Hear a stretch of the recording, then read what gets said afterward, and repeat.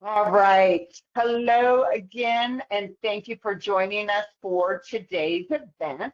My name is Mary Sue Gardner, and I'm actually a registered nurse on the Provider Outreach and Education team, and I'm going to be your facilitator for today's event. I'm also joined by other members of Provider Outreach and Education, as well as Medical Review, who'll be helping with the chat and the question and answer session for today's event. My objective for today is that you learn about the reasons for non-affirmed decisions when making prior authorization requests for facet joint injection. We're going to accomplish this today by reviewing that coverage criteria. We're going to go into the medical review findings that we're seeing and what's leading to those non-affirmed decisions, as well as any kind of strategies to help you avoid getting a non-affirmed decision on your prior authorization request. Again, the focus of today's event is what's causing these non-affirmed prior authorization decisions. So most of our efforts today are going to go into how you support your request as medically reasonable and necessary so you can get that affirmed decision on your first request. In order to know that you're going to perform a service that's medically and reasonable and necessary and meets Medicare indications, let's first start talking about the coverage criteria. So again, starting today, let's discuss what some of that coverage criteria for facet joint injections actually is. We'll start with facet joint interventions for pain management and our local coverage determination. So per our local coverage determination, which is listed here as the L38841, facet joint interventions generally consist of 4 types of procedures. So there's the intra-articular, or the IA, the facet joint injections, the medial branch blocks, and the radiofrequency ablations, or RFA, as well as facet cyst rupture aspiration. So the title of this slide is actually linked to our LCD. And I'm going to open it briefly and show you how that works. That's if my computer continues to play nice. We're all keeping our fingers crossed. Okay, let me just pull that on over for you. And once I get to the facet joint local coverage determinations, there's a few things that I want you to know about searching for LCDs or looking at LCDs. The first thing is you want to make sure you're on the right contractor information. So anytime you go to an LCD, make sure you click on that down arrow for the contractor information and make sure it's for us, WPS, because we don't want to send you to any other contractor's LCD, nor should you be using any other contractor's LCD that's not specific for a J5 or a J8 provider. So again, first thing to look at. And then this gives information about your effective date, the original date of effectiveness, any kind of revision information, etc. And then we get into the LCD. So in this LCD, you're going to see here the coverage guidelines and coverage criteria and the indications and the limitations and what makes your claims medically reasonable and necessary. So this is where you really want to focus your efforts as a provider in looking at the coverage indications and limitations for these types of procedures. So once you go to perform the procedure, you make sure you you have all the information to make it and support it as being medically reasonable and necessary. As we scroll down, there's also limitations. So things that you have to know are a limitation to coverage of providing that service. As we scroll down, there's a lot of information about definitions. So I'm going to go kind of fast through that. And then a summary of evidence, which is where this information to give the coverage criteria and make the coverage recommendations comes from, where that evidence comes from. As we scroll down to the bottom of the LCD, again, there's information on cyst ruptures. I'm trying to go relatively fast, but not fast enough to induce a seizure in anyone. There's an analysis of evidence or rationale for the determination. And then as we get to the bottom, with all of our LCDs, if there is a local coverage article or a billing and coding article, or sometimes referred to as a companion article, you can link straight to that under the associated documents at the bottom. So here I could hit the billing and coding, facet joint interventions for pain management, and then this goes through your billing information. Now, today we're really focusing on the documentation and getting it approved to go ahead and provide and bill that service to Medicare. So that prior authorization. But when it comes to billing, I just want to make sure I'm pointing you to the right place as well. The billing and coding manuals also kind of help you out with documentation requirements as well. So again, the point of today is not to discuss a whole LCD, but to show you where to find that information.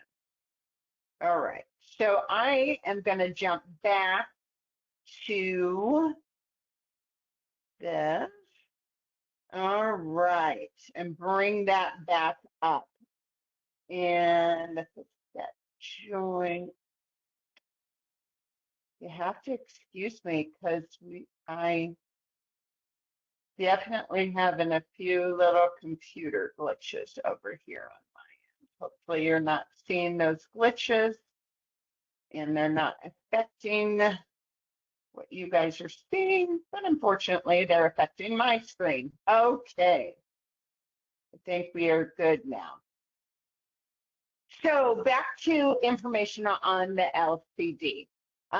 It generally, you know, the facet joint interventions generally consist of these 4 types of procedures. Those are covered in the LCD, and I showed you information on where to find that.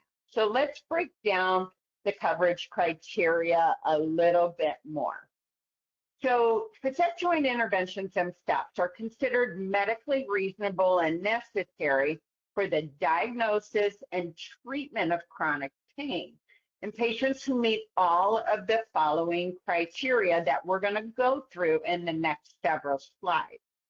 So first off, the first coverage criteria, or coverage criteria 1, moderate to severe chronic neck or lower back pain, predominantly axial, that causes functional deficits, and those functional deficits need to be measured on a pain or a disability scale. So proof of axial pain is important. We will look for things like axial pain, mechanical pain, facetogenic pain, or facet mediated.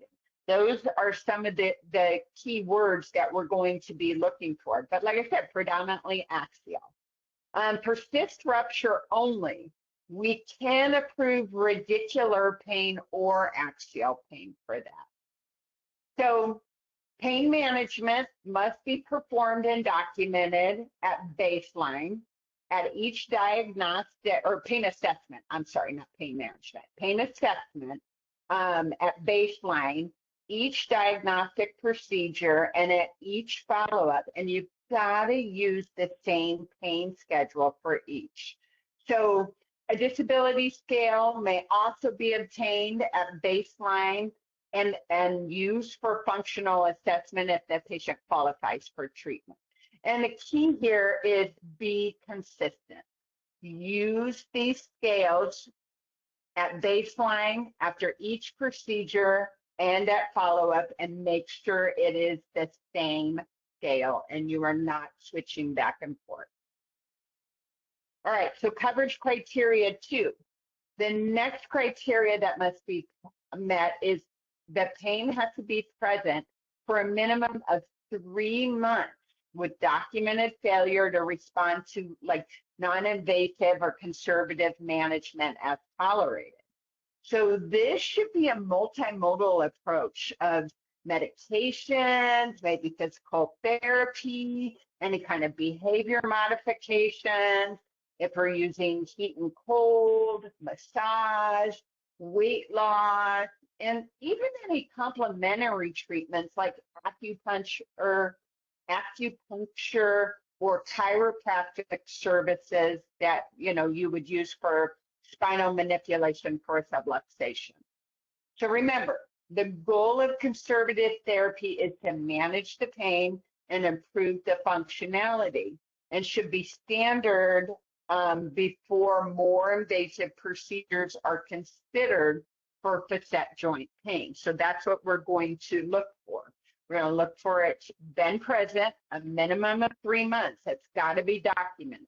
How long has this pain been present for? And then we also need to see the failure to respond to conservative management and what that conservative management was. As we move on to coverage criteria 3, coverage criteria 3 is the absence of untreated radiculopathy or neurogenic claudication, except for radiculopathy caused by facet joint synovial cyst. That is a mouthful. In layman's terms, what I'm trying to say is this means that a patient's pain is not caused by a nerve being pinched or compressed elsewhere in the spine, except in like maybe the specific case where the compression is due to a fluid-filled sac, like a synovial cyst that's stemming from a facet joint. So this condition must be confirmed by imaging, and the patient must also have other symptoms suggesting the pain originates from the facet joint itself, not a more systemic issue like a tumor or a fracture. So as we move on, the fourth of the coverage criteria that must be met is that there is no non-facet pathology per the clinical assessment or the radiology studies that really could explain the source of your patient's pain. This would be including, but not limited to, something like a fracture or a tumor or an infection or even some sort of significant deformity that the patient may have. This means that we're going to look for those clinical indications and assessments and radiology studies to confirm that there's nothing else to explain the patient's symptomology. So again, do your due diligence and make sure there is no other non-facet pathology that could be causing the pain. We're going to look for those clinical assessments. We're going to look at those radiology studies to see that that's being done. So there are some absolute contraindications to having an RFA that I want to talk about before we move on to documentation. So I'm just going to kind of pause quickly and discuss some of these absolute contraindications to RFA. If you cannot do an RFA due to these contraindications, you must support that in your documentation. So this includes things like maybe a cardiac implanted electronic devices like a pacemaker or an implant implanted defibrillator, any kind of cardiac resynchronizing therapy devices. Those would be contraindicated. Other contraindications may include an allergy to a local anesthetic that would inhibit, that being done. A patient with increased intracranial pressure, and patients have documented bleeding disorders. So those are some of the things that could be considered absolute contraindications to doing an RFA on your patient. All right. So let's move on and talk about some of the documentation to support these procedures as being reasonable and necessary. So for all prior authorization requests, since we're talking about prior authorization specifically, let's start with the documentation that all prior authorization requests need to have. So there needs to be a history of 3 months of pain. There needs to be failure to respond to non-invasive conservative therapy. There needs to be pain. Again, that's predominantly axial, and it's caused by a functional deficit, and that's got to be measured on your pain or disability scale. And again, remember, be consistent with those scales and the use of those scales. Pain assessment scale or summary of the pain. So it's important that you're using, again, that consistent scale during and after your patient's treatment. And then what's often missed is patient's response to the prior facet joint interventions, if that's applicable to your patient. As we move on, additional documentation that must be included in all prior authorization requests include an assessment with relevant medical history by a provider pertaining to complaints of back or neck pain. So we need to see that that has been done. And that's got to include your location and your severity and the duration of the pain as well. There needs to be history and physical. There needs to be a physician order, and we need to see the progress notes. And this is supporting all that stuff I was talking about earlier with the history and the pain being there for at least 3 months, if not more, and what we've done prior to looking at doing facet interventions, prior therapies, prior medications, prior treatments, etc. If there's been any diagnostic tests, we would need to see those and the results, procedure records, and then again, any signature attestation forms if they are applicable. So when it comes to your first diagnostic MBB, these 2 slides contain all the documentation that we would want to see in order to make a review decision on if your planned procedure would be considered as medically reasonable and necessary. So again, if it is the first planned one, make sure you again review both of these to make sure you are hitting the mark and including all documentation. Now, when it comes to the second diagnostic MBB, if you're requesting a second diagnostic MBB, then the documentation would need to also support that there has been at least 2 weeks in between those diagnostic injections. And that first injection provided at least 80% or greater relief of that primary pain. So of utmost importance to make sure you are documenting that percentage of pain relief that they are getting.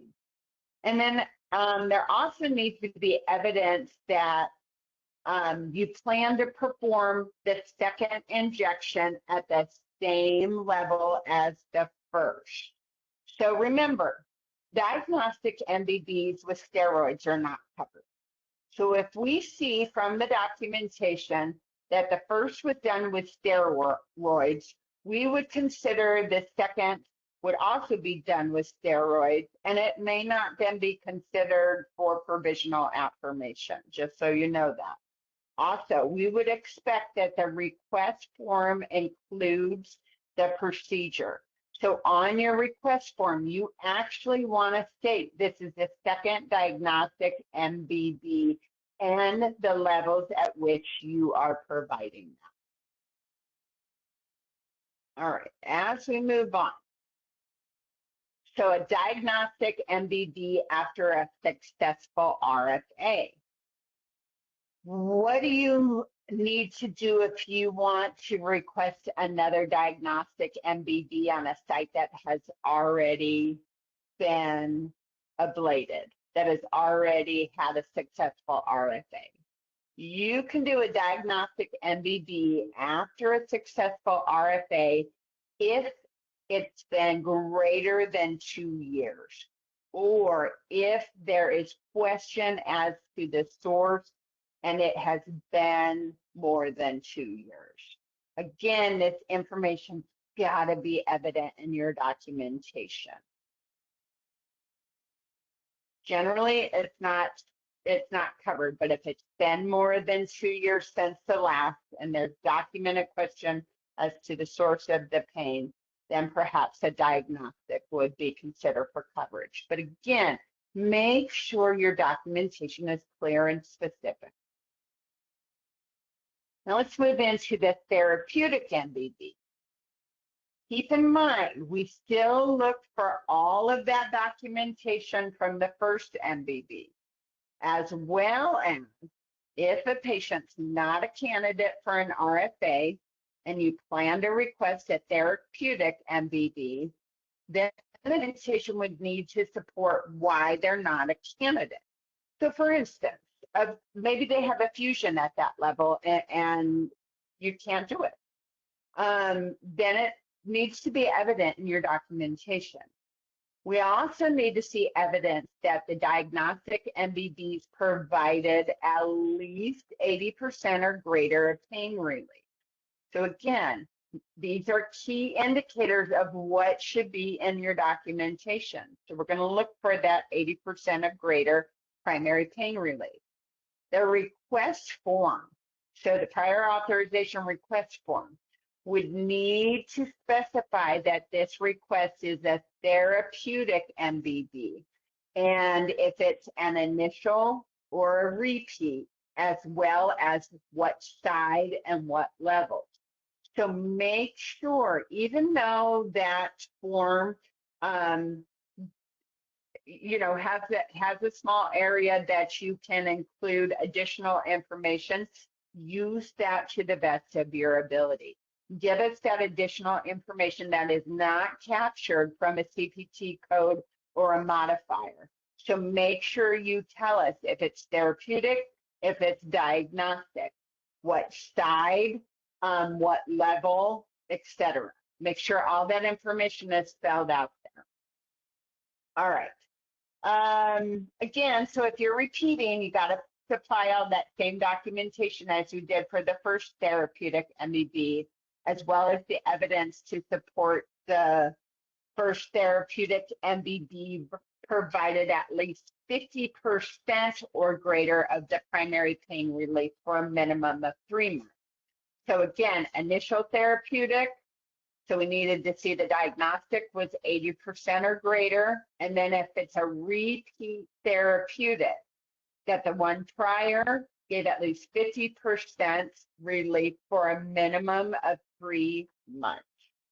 So prior therapeutic injections, again, need to be at the same level as you are requesting. I want you to keep in mind, when you're requesting repeat MBB, whether they are diagnostic or therapeutic in nature, remember you must be assessing pain and disability of the patient, so your documentation after each procedure is there and it's there before the next needs to be measured for the next one needs to be done. And it's measured with that same pain or disability scale. Again, one thing you need to keep in mind, we want to see that evidence that the patient was not a candidate for an RFA and why. So if that's the reason for the therapeutic, make sure you tell us why. Remember, after diagnostic MBBs are performed, the next usual step is to go to an RFA unless it's contraindicated. So if the RFA can't be performed, then we need to know why you are proceeding with the therapeutic. Again, why they're not a candidate for some type of radiofrequency ablation, such as like spinopseudoarthritis or implanted electrical devices, etc. As we move on, if a intra-articular injection, or we'll just say IA going forward, so if an IA injection is being requested for diagnostic purposes, then you're required to provide documentation as to the reason why a diagnostic MBB cannot be performed. Is there something like an anterior lumbar fusion that makes that contraindicated? As far as a second injection requirement, the documentation we need to see is the reason a diagnostic MBB can't be performed. We need to see the evidence that the first diagnostic injection, again, provided 80% or greater relief of that primary pain, as well as documentation that the prior diagnostic injection was at the same level being requested. And again, I cannot stress enough that the request form additional information must be included with the type. So if you're doing the IA, include that in there, the level, and that it's diagnostic in this particular case.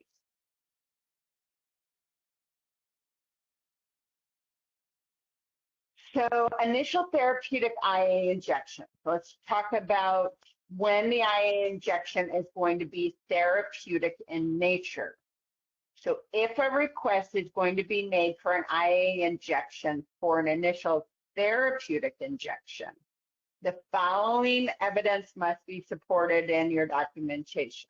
First, we must see that the patient's not a candidate for the RFA and why. You must also provide evidence that you plan to do a therapeutic IA injection at the same level as you did the diagnostic IA. We also need to see evidence of one of the following: that 2 diagnostic IA injections were provided before this, and they provided at least 80% or greater of relief. And so pay attention to these and or statements.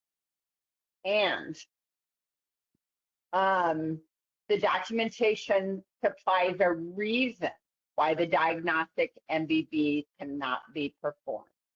Or 2 diagnostic MBBs provided at least 80% or greater relief in that primary pain, as well as the requirement that the patient's not a candidate for RFA and why they are not a candidate for RFA, and that it's going to be provided at the same level.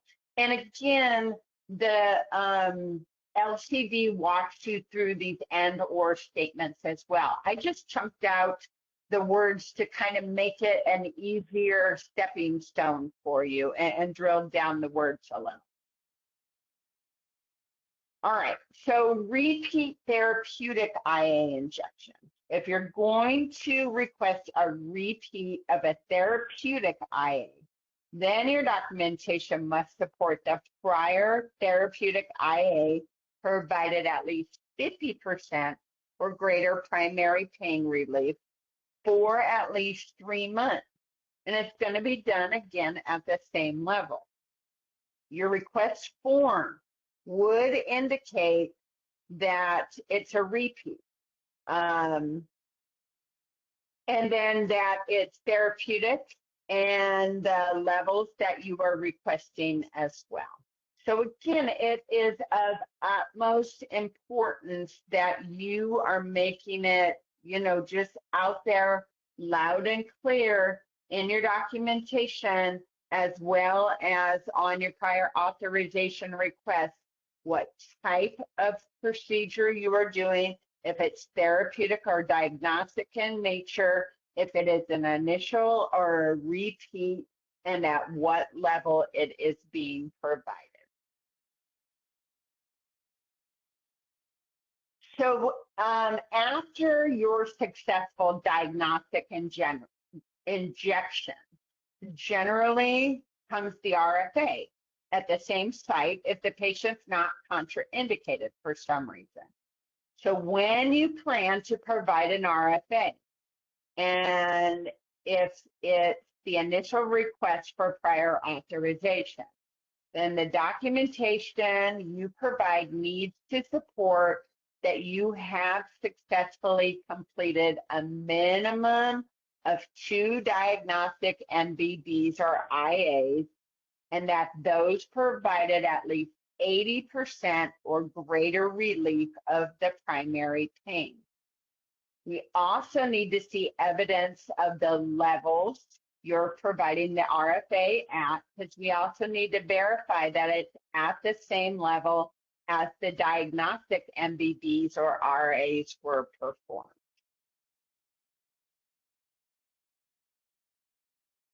If you need to request a repeat RFA, the documentation then needs to support evidence to include that the repeat RFA, again, is at the same level or levels as the previous RFA, and the previous RFA provided a minimum of 50% pain relief for a minimum of 6 months, or the previous RFA provided at least 50% improvement in ADL performance. The repeat RFAs must be noted on the prior authorization form again, as well as in your documentation, and you need to note what levels are to be done.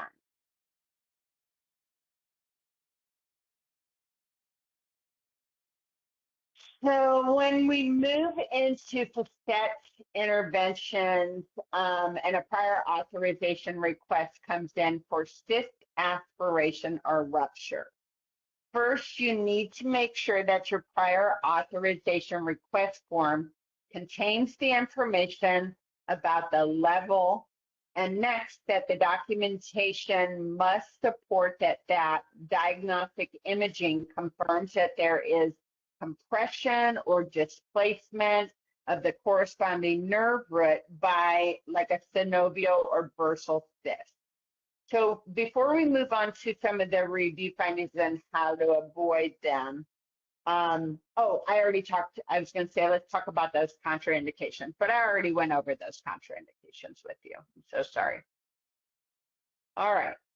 So as we move on, we're going to start talking about the top 5 reasons that we don't affirm a prior authorization request on that first request.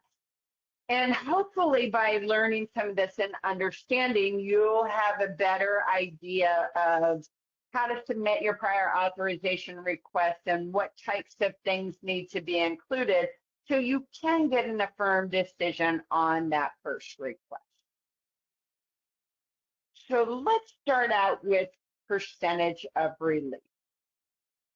And that's relief of pain, including the duration after each procedure.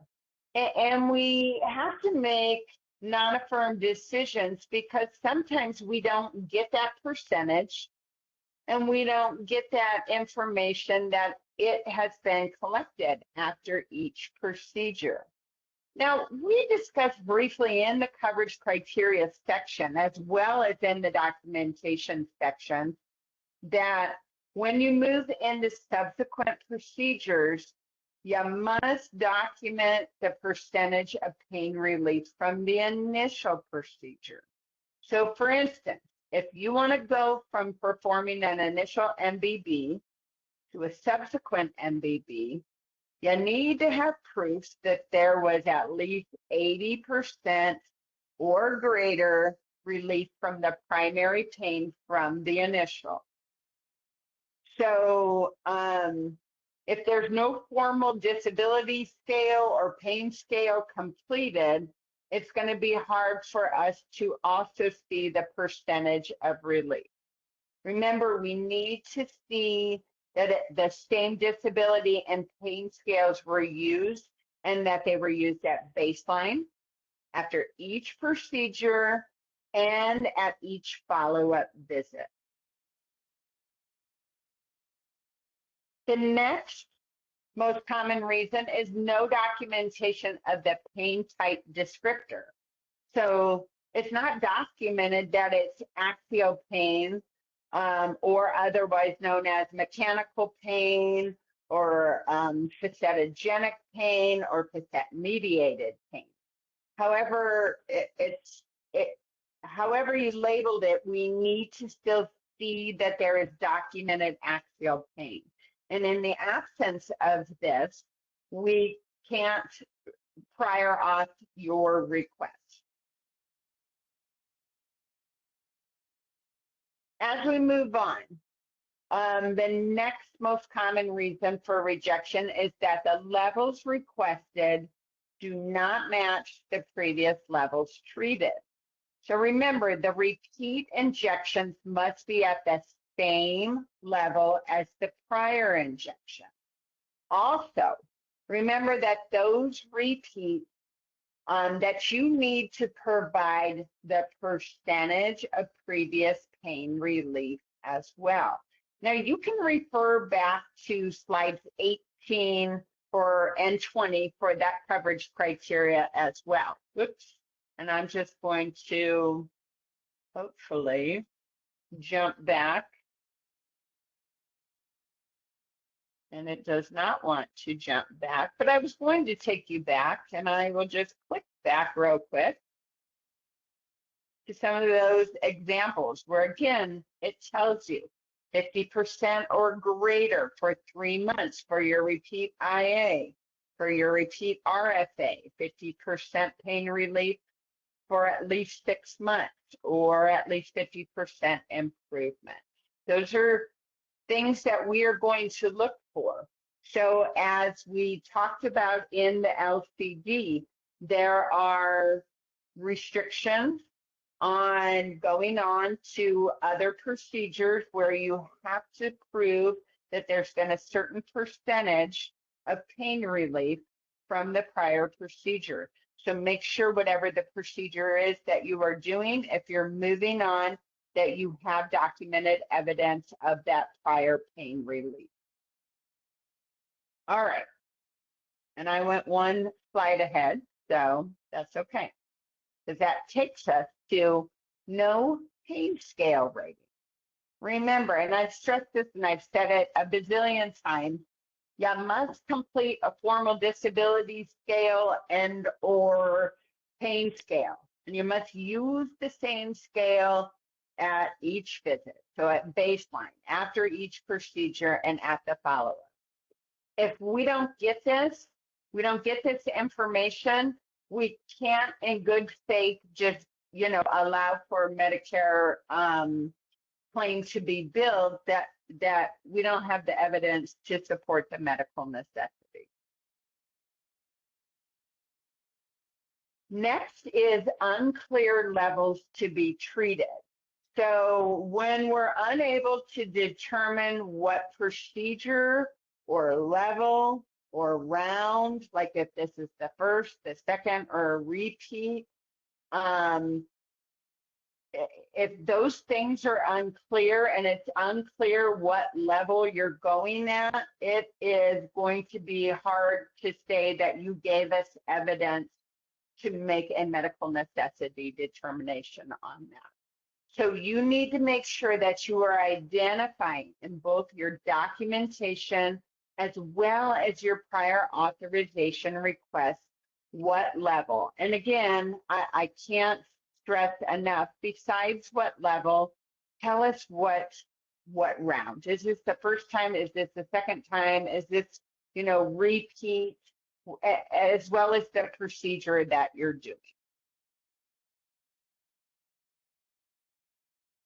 And then we're going to round out this part with some submission tips. All right, we've talked about this form a lot, and I just wanted to bring up an example of what the hard copy form looks like and some tips on making sure you're adding additional information to the prior authorization request. You want to make sure you're using these forms in their entirety, and you're including information about axial pain, level, diagnostic or therapeutic, and if it's the first treatment of that type or if it's a second or a repeat. So again, we have information here on the CPT codes and a modifier, but this CPT code doesn't really give us this information of what type of procedure. So in this example, they've told us what area. So it's L1, L2, and L4, L5. And it is axial pain, and it is the first diagnostic MBB that's going to be performed. So again, since these codes are kind of generic, let us know down here, first diagnostic MBB in that case. All right. And we're going to go out if we have some time and actually look at that form as well. Next tip, include all required documentation. So I showed you documentation and we discussed it back on slides 11 and 12. But there is something else I want to show you, and I'm going to link you out to our website and show you this information. And here I have linked you out or have jumped out to the prior authorization for hospital outpatient department HOPD overview. So how did I get here besides just the link that I had in my notes? Let's back up all the way to if you came into WPSGHA.com. Once you get here, you're going to want to choose Part A, either J5A or J8A, depending on where you are located, Nebraska, Iowa, Kansas, Missouri, or Part A in one of our other states that we service, or Indiana and Michigan. Since this is a prior authorization of the facility that is performing the service, this is a Part A process. So I'm going to go to Topic Center, and I'm going to go to Medical Review. And you can see right here, we have pinned for you, nice and easy, prior authorization for HOPD overview. I'm going to just click on that. And then we go down into the various different types of prior authorization requests that we review. And here's the information on Facet joint. And so again, it gives you those codes that if you are performing any of these codes and you are in the outpatient department of a hospital that bills on a 13X type of bill, and you plan to perform any of these, as a facility, you need to request a prior authorization of these. Now, if you are a physician's office, if you are any other type of facility, such as, let's say, an ambulatory surgical center, a critical access hospital, you're not subject to the prior authorization request. This is only for hospital outpatient department services provided on a 13X type of bill. So again, here's the codes that require prior authorization, and here are the documentation requirements. And then we give you information about how you submit that documentation as well. Let's say you forget all of that and you go to our website and you just type in Facet. And then you're going to see that you get, a handful of resources. Here's a Q&A. Here's a Facet Joint Interventions documentation checklist that you can download and open. And this goes through the various types of procedures, as well as the documentation, as well as an algorithm for Facet interventions that walks you through a yes-no type of algorithm to help make sure that you include everything that needs to be included, and that if it's something that Medicare will pay for and you hit successful at the end, then it's something you should be submitting your request for. Again, a plethora of information on Facet joints that you can go out and look at as you so choose. But please follow those documentation guidelines that we gave you, because if it's not documented, it's not considered done. And we can't, in good faith, approve you to bill and perform a procedure and request Medicare reimbursement for it if we don't have the documentation to support it. All right. The next issue is, or tip, I should say, that I have for you is submit your request through SNAP whenever you can, or the Secure Net Access Portal, or we just call it the portal to make things a little easier. So I want to stress to everyone that's listening today that this prior authorization process are for services provided in the HOPD of a Part A facility. And it's a prior authorization for that facility to perform and bill that service to Medicare. Since it's a Part A process, that means that only a Part A facility can request a prior authorization using the portal. So it's a preferred way to submit the request because it's quicker for your submission and it's quicker for you to see our response. You can locate decisions in the portal. So if you need to resubmit due to a non-affirmed decision, you can turn around and have a timely and quick resubmission. There's no waiting on mail or delivery service or waiting on a fax transmission to come to you. So again, remember, as a Part B physician or physician's office, you can submit a request on behalf of the facility, but you have to have all the information to complete that prior authorization request form. And it's not a firm decision for your physician to provide that service. Your physician does not need to include anything on their bill. This is just the tracking number and everything that you will receive at the end when you do get an affirmed. That is for the facility alone. The next tip is on resubmission.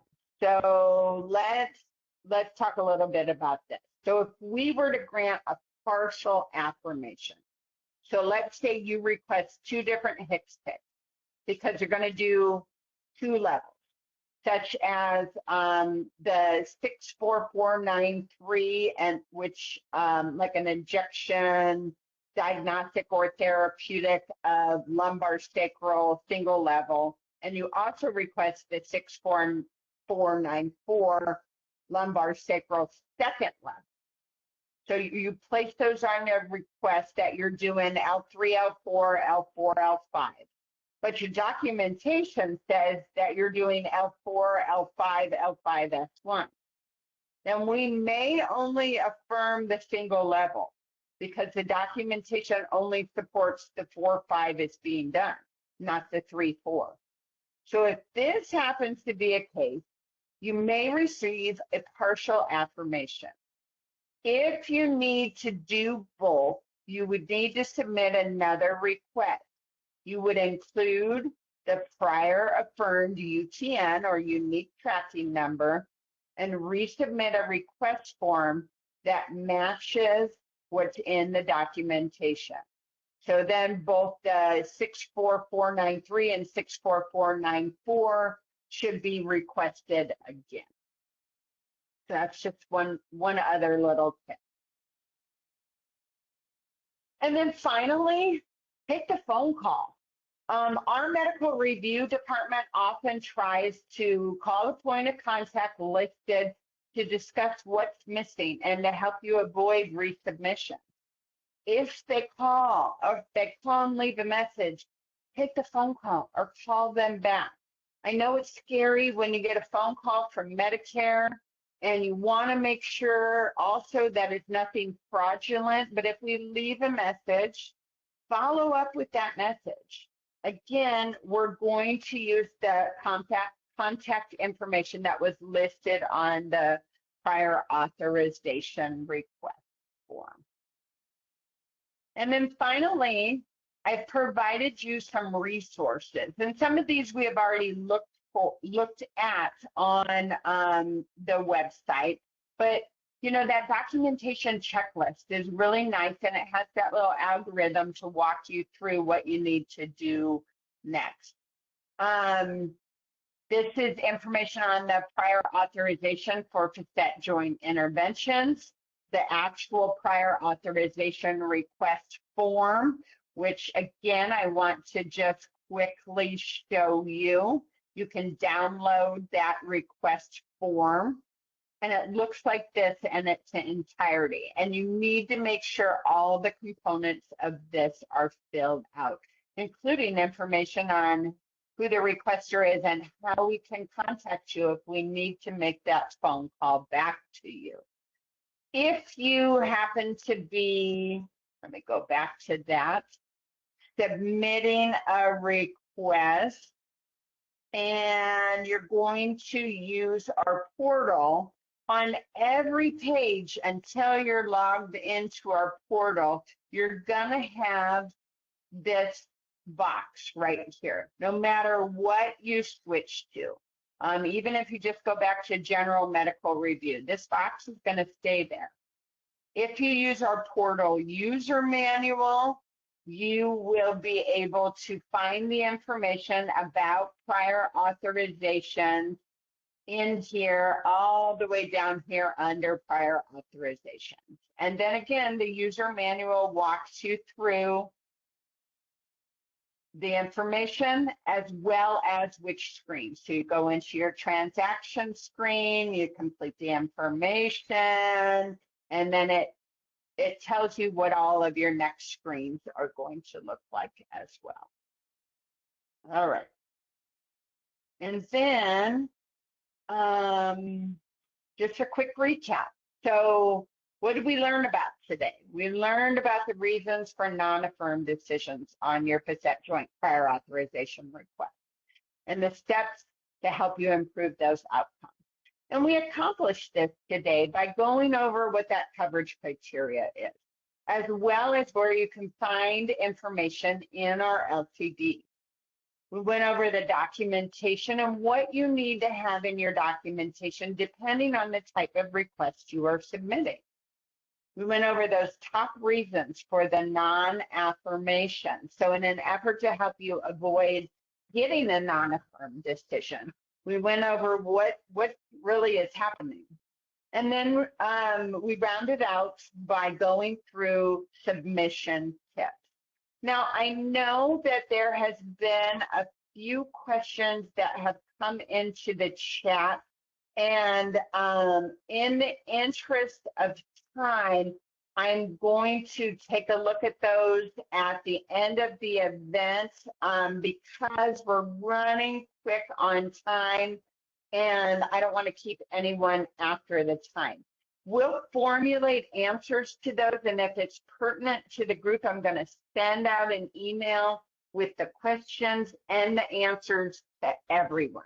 Again, I only have 2 minutes left, and I don't want to keep anyone over the time for any of those outstanding questions that were left unanswered. So we will, again, send out to everyone if the questions are pertinent to everyone. If there's something obviously that was specific for a provider, we'll just send that answer to you if it was not already answered. All right. So that's going to take us to the end of our day. We value your opinion. We want to hear from you on this event. So we have a survey for you.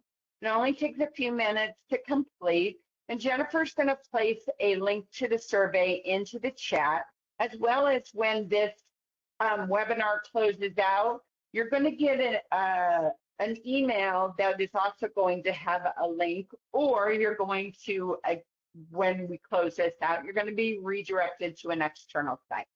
We do ask that you complete the entire survey. It is a two-part survey. The first part just gives some information about the event, and then it asks if you want to proceed. We ask that you please do proceed if you have some time, because that's where you really get the opportunity to tell us what else you want from us as far as education. And we take all of those suggestions into consideration when providing education. So again, just a plug, please let us know what you thought of the event, and please take the survey in its entirety. And then finally, if you think of any questions regarding this event, email those questions to us, and I'll have Jennifer once again drop that email address into the chat. And anything that you can think of that happened, after we close or in the next week, go ahead and send those questions to us. Now, please don't send any PHI or PII. And remember, we don't have access to the claims processing system. So if you find out, if you need information on a specific claim or something like that, those questions really do need to go to customer service. Unfortunately, neither Jennifer or myself or even Candy have access to those systems to look that information up to you. Check the notes section of the slide deck, and if you didn't get the slide deck, just send a quick note to that email address and I'll send it out to you. So on behalf of myself and Jennifer, as well as all of Medical Review, we want to thank you for your participation in today's event. You'll be getting an email with follow-up questions within the next week. And this concludes today's event, and you may now disconnect.